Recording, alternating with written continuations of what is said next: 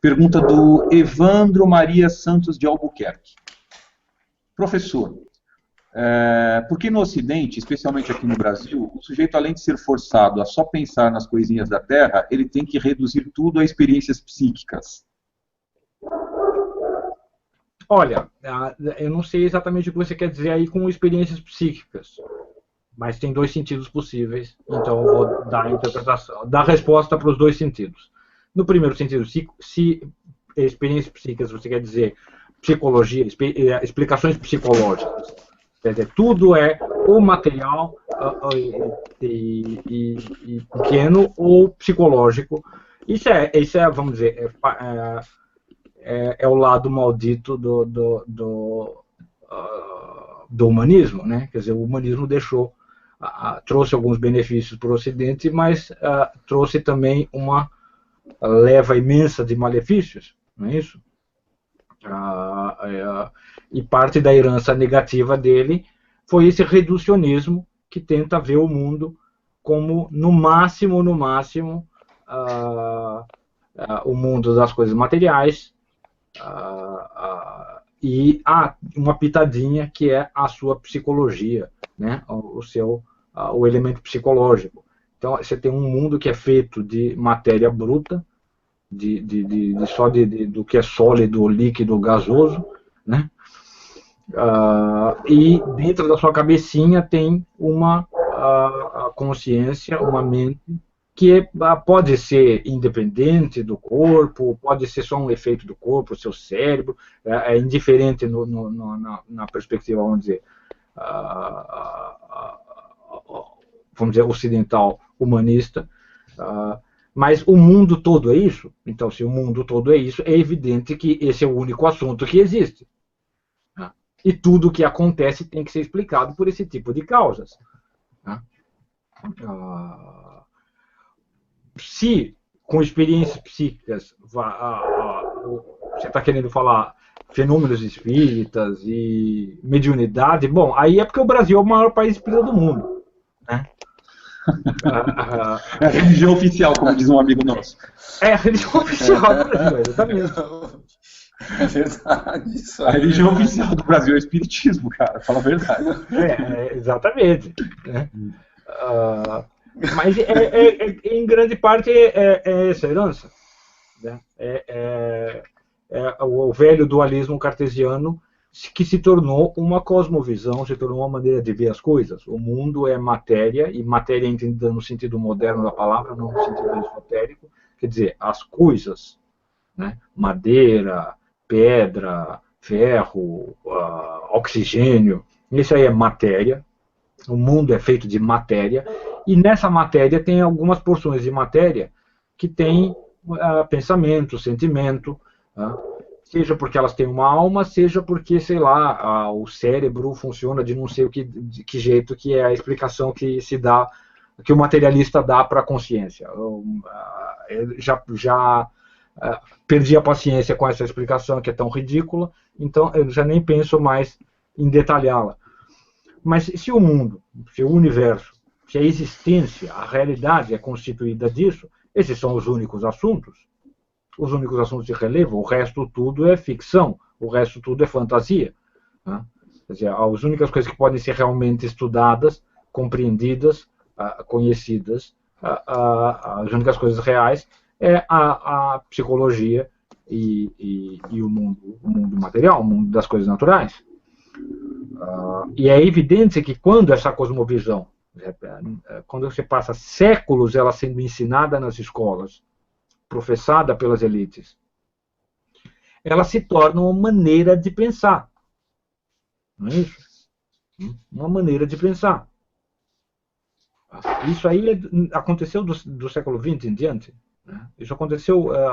o último passo para isso foi o desenvolvimento, o crescimento da psicologia clínica, da psicologia experimental, da psicologia, vamos dizer, moderna, né? Do nascimento da psicologia com Freud, Jung e etc. Quer dizer, tudo aquilo que não era explicável pela física, química, geologia, etc., agora, então, encontrou um novo tipo de explicação que é psicológica. E basicamente isso aí virou tudo. Isso é tudo que se há para falar, né? Então é evidente que se acontece alguma coisa na sua casa, as pessoas daqui da sua casa, as pessoas da sua família, elas vão tentar encontrar a clave explicativa do que acontece ou no mundo da ciência natural ou no mundo da ciência psicológica. E esse vai ser o assunto de todo mundo, porque a gente fala das coisas que existem ou das coisas que não existem.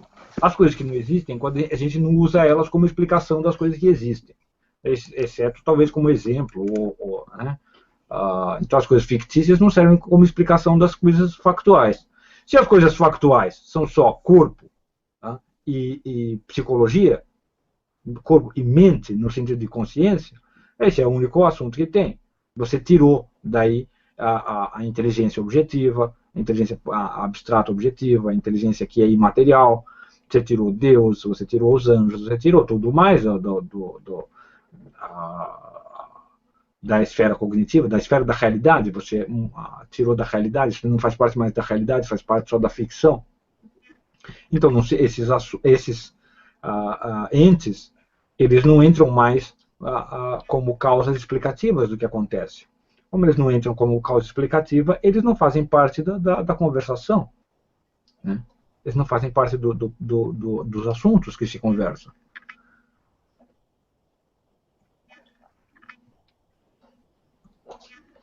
Pensa bem, se só existisse o mundo material, isso é ridículo. Veja bem, essa é uma hipótese ridícula. O único assunto seria como desenvolver tecnologia para a gente viver mais confortavelmente aqui. O único assunto sério seria esse. Você entendeu? Então, veja bem, como isso aí está lá em algum grau, lá embaixo, né, na personalidade do sujeito, na psique do sujeito, está lá embaixo tem uma crosta dura que diz para ele que a realidade é só o mundo dos corpos. Então, esse assunto parece mais sério do que os outros. Porque se isso fosse verdade, esse seria o único assunto sério.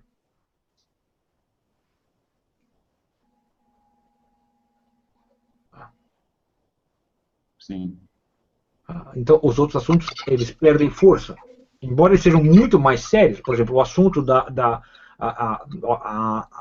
inteligência imaterial. Nossa alma tem uma inteligência imaterial. Não somente incorpórea, como imaterial. E, portanto, incapaz de destruição. Nós somos imortais. Bom, é evidente que o que você vai fazer com essa imortalidade, o que vai ser de você, esse é o assunto mais sério que existe. Se a nossa vida é 70, 80 anos aqui, como tornar ela melhor é o assunto mais sério que existe. Se a nossa vida é eterna, como tornar essa vida eterna melhor é o assunto mais sério que existe. Não tem dúvida.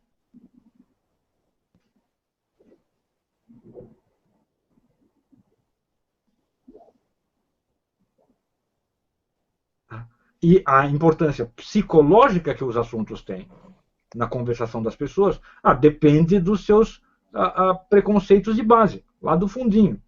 Se lá no fundinho ela tem preconceitos de base, vamos dizer, religiosa, eu digo preconceitos porque são coisas que apareceram, entraram na mente da pessoa muito antes dela começar a pensar nos assuntos.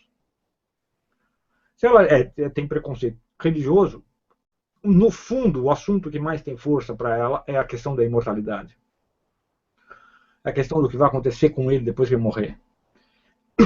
Se esses preconceitos de base são de natureza materialista, os assuntos que têm mais força são como é que eu vou prosperar, como é que eu vou ter saúde, como é que a minha vida vai ser gostosa. É evidente. É natural. E tudo isso deriva do senso da coerência interna da própria alma humana. A alma humana tem uma coerência interna. Aquilo que está lançado como base, que é o que é a realidade, vai determinar num grau ou no outro, a sua hierarquia de preferências e de importância, de valores.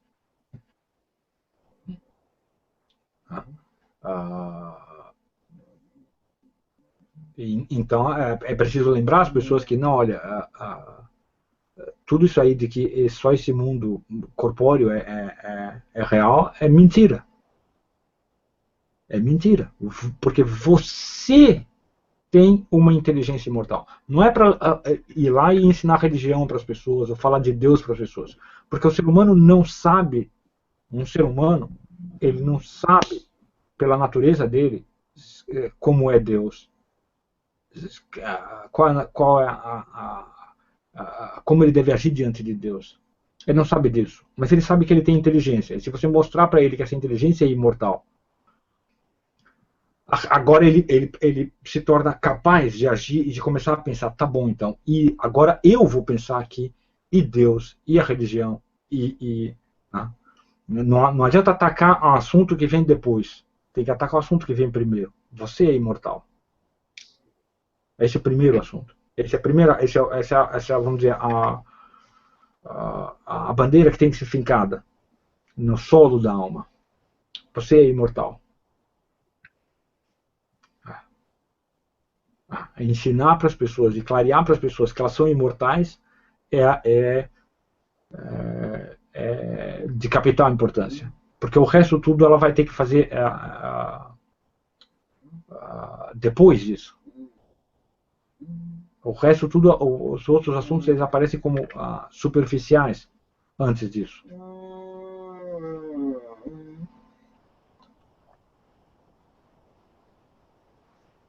Perfeito. E a situação de cada país parece refletir exatamente a relação que aquele povo tem justamente com essa questão, né? E é impressionante como, em relação a isso, o Brasil está em maus lençóis, porque O Brasil tem muito maus lençóis. Muito, assim, muito. é uma coisa muito evidente mesmo, quanto mais as pessoas se conscientizam da imortalidade da alma humana e passam a se preocupar com assuntos dessa ordem, o resto todo toma uma outra dimensão. O nível todo sobe daquele povo todo como sociedade. A sociedade inteira melhora. Com 10, claro. 15% de pessoas, 15% de pessoas conscientes de que elas são imortais e responsáveis diante de Deus, a sociedade inteira se limpa, melhora. Sim.